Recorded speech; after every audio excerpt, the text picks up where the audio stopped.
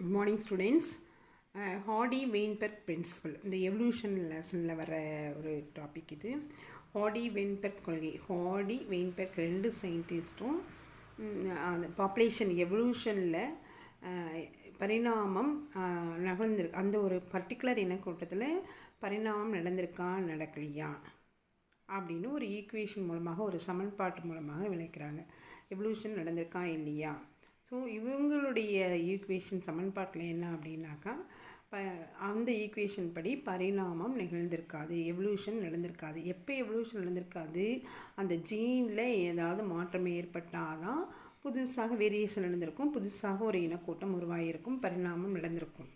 So அதை தான் இவங்க சொல்கிறாங்க. இதில் பாப்புலேஷன் அப்படின்னா என்ன, இனக்கூட்டம். ஜீன் பூல்னால் என்ன, allele forms in particular population இருக்கக்கூடிய அல்லீல். ஜீன்னா மரபணுத்தனம், அல்லீல்னா அல்லீல். நம்ம இப்போவே நம்ம பாட்னியில் படிச்சிருப்போம் உயரம் குட்டை அப்படின்னு சொல்லி. இங்கே இருக்கக்கூடிய பிளான்ட்ஸ் இல்லாமல் உயரம்ங்கிற மரபணு வச்சுக்கிட்டு அவங்களுடைய ஜென்ரேஷன் அப்படி தான் வந்திருக்கும். குட்டைங்கிற மரபணு வச்சுட்டு இது அப்படியே இருக்கும். இங்கே எந்த ஒரு மரபணு மாற்றமும் நடந்திருக்காது.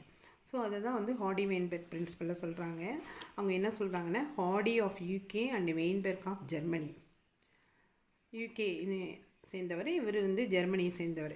இவங்க என்ன சொல்கிறாங்கன்னா, இந்த allele frequency in populations are stable and are constant from generation to generation in the absence of gene flow, genetic drift, mutation, recombination, natural selection. மரபணு ஓட்டம் இல்லாதப்ப ஜெனட்டிக் ட்ரிப்ட் இருக்கக்கூடாது, மியூட்டேஷன் இருக்கக்கூடாது, ரீகாம்பினேஷன் இருக்கக்கூடாது, நேச்சுரல் செலெக்ஷன் இருக்கக்கூடாது. இல்லாத சூழ்நிலையில் இது எப்படி இருக்கும் அப்படின்னா, கான்ஸ்டண்ட்டாக இருக்கும். இந்த allele frequency in population stable நிலையாக இருக்கும். And constant from generation to generation இந்த absence of gene flow, genetic drift, mutation, recombination, natural selection அப்படின்னு சொல்கிறாங்க. ஹாடி-வெயின்பெர்க் சமநிலை கொண்டிருக்க இனக்கூட்டத்தில் பரிணாமம் நிகழாது. இப்படி இருந்தால் ஹாடி-வெயின்பெர்க் சமநிலையில் இருக்கும், அங்கே பரிணாமம் நிகழாது. ஸோ பரிணாமம்னா என்ன? Evolution is a change of allele frequency in a population on a time. Hence population is Hardy-Weinberg is not evolving. இங்கே இந்த பாப்புலேஷனில் ஹாடி-வெயின்பெர்க்கில் எவல்யூஷன் நடந்திருக்காது. அதாவது என்ன சொல்கிறாங்க தமிழில் பாருங்கள், ஒரு இனக்கூட்டத்தில் மரபணு ஓட்டம், மரபியல் நகர்வு, திடீர் மாற்றம், மரபணு மறுசேர்க்கை மற்றும் இயற்கை தேர்வு ஆகிய காரணிகள் இல்லாத நிலையில் அல்லீல்கள் நிகழ்வுகள் அடுத்தடுத்த தலைமுறையில் மாறாமல் இருக்கும். அடுத்த நிலையில் ஃபஸ்ட்டு ஜெனரேஷன் என்ன இருக்கோ அப்படியே தான் ஃபிக்ஸ்டாக போயிட்டுருக்கும் அப்படின்னு சொல்கிறாங்க. ஸோ இதை அவங்க ஒரு எக்ஸாம்பிள் மூலமாக சொல்லியிருப்பாங்க. இனி லார்ஜ் பாப்புலேஷன் ஒரு வண்டு வச்சு சொல்லியிருப்பாங்க. பாப்புலேஷன் எப்படி இருக்கும், லார்ஜ் பாப்புலேஷன். ரெண்டு டைப் ஆஃப் வண்டு இருக்குது, dark grey, light grey. Dark grey கலரில் இருக்கக்கூடிய வண்டோடைய gene capital A, capital A, small A. Light grey கலரில் இருக்கக்கூடிய வண்டு ஸ்மால் ஏன்னு வச்சுருக்காங்க. ஸோ தமிழ் மீடியம் பிள்ளைங்களுக்கு வண்டுகளின் மிகப்பெரிய இனக்கூட்டமாக இருக்கணும். அது இந்த ஹாடி-வெயின்பெர்க் ஈக்லிபிரியம் அப்ளை ஆகணும் அப்படின்னா அந்த இனக்கூட்டம் பெருசாக இருக்கணும். கருஞ்சாம்பல் இருக்கக்கூடிய வண்டு, வெளிர் சாம்பல் இருக்கக்கூடிய ஒரு வண்டு, ரெண்டு வண்டு சொல்கிறாங்க. கருஞ்சாம்பல் capital A, capital A, small A அதோடைய ஜீன். வெளிர் சாம்பல் ஸ்மால் ஏன்னு ஃபிக்ஸ் பண்ணிக்கிறாங்க. ஸோ அதனுடைய ஃப்ரீக்வன்சி நிகழ்வுகள் அதாவது இப்படி இருந்திருக்கலாம். அந்த capital A allele has frequency பின்னு வச்சுக்கிட்டு அது ஒரு ஃபார் எக்ஸாம்பிளுக்கு 0.3 உங்கள் புக்கில் இருக்கிறது தான். Small A allele has frequency க்யூன்னு வச்சுக்கிறாங்க, இதோட ஃப்ரீக்வன்சி 0.7.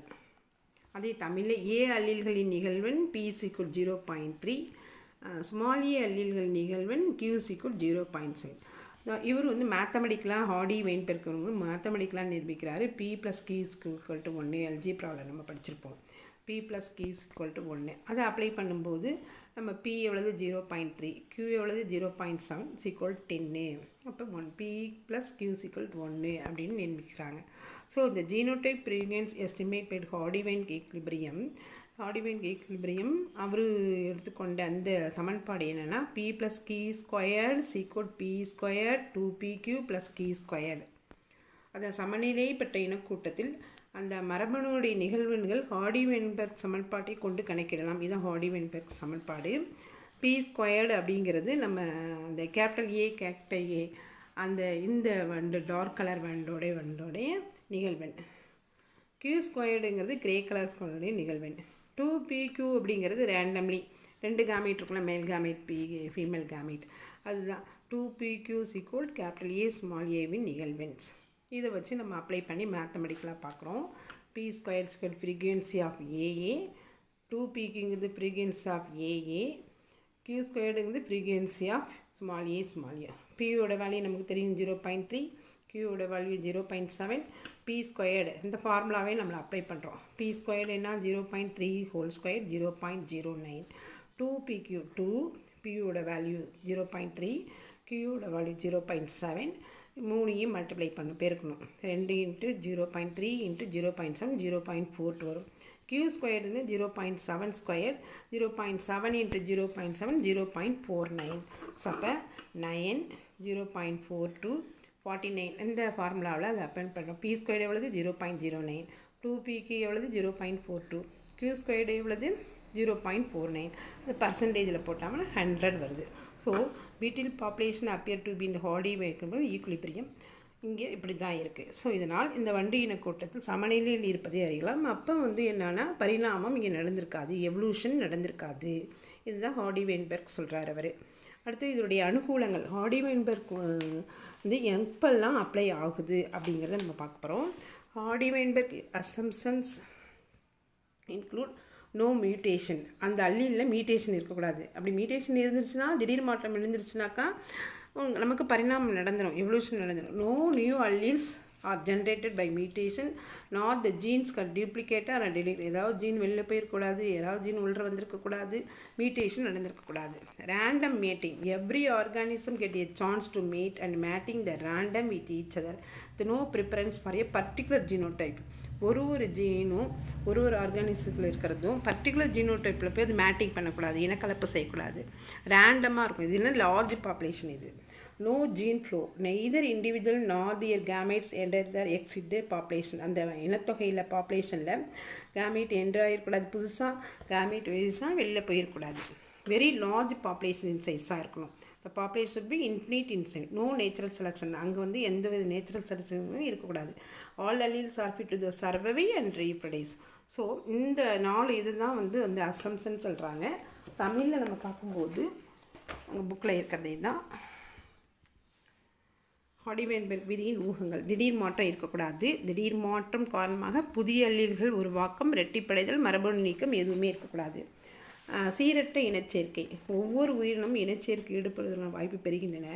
குறிப்பிட்ட மரபணு ஆக்கத்துக்கு முக்கியம் தராமல் இவற்றுக்கிடையே இனச்சேர்க்கம் சீரற்ற முறையில் இருக்கணும். ஒரு குறிப்பிட்ட இதில் போய் இனச்சேர்க்கை பண்ணக்கூடாது. மரபணு ஓட்டம் இருக்கக்கூடாது. ஒரு இனக்கூட்டலிருந்து தனிப்பட்ட உயிரினங்கள் அல்லது அவற்றின் இனச்சல்கள் உள்ளார வரக்கூடாது, வெளில போகக்கூடாது. மிகப்பெரிய உயிரின தொகையாக இருக்கணும். இயற்கை தேர்வு இருக்கக்கூடாது. ஸோ இந்த ஊகத்தை வச்சு தான் ஹாடி வெயின்பெர்க் விதியின் ஊகங்கள் இது தான் அப்ளை பண்ணால் தான் ஹாடி வெயின்பெர்க் சமன்பாடு அப்ளை ஆகும். அப்போ இங்கே எவல்யூஷனே இருக்காது, பரிணாமமே இருக்காது. ஸோ இதுவும் உங்கள் புக்கில் 5 மார்க் கொஸ்டின் தான். ஹாடி வெயின்பெர்க் விதியின் ஊகங்கள் யாவைன்னு கேட்பாங்க. முக்கியமான கொஸ்டின் படிச்சுக்கணும் இதை நீங்கள்.